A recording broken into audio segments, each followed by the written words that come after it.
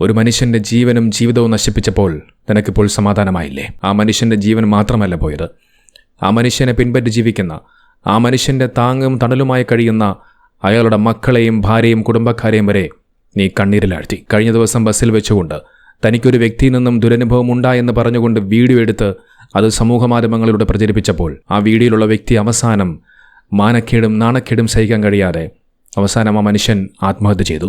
ദീപക് എന്നായിരുന്നു അദ്ദേഹത്തിൻ്റെ പേര്. ഒരു സ്ഥാപനത്തിൽ സെയിൽസ് മാനേജറായി ജോലി ചെയ്യുന്നു.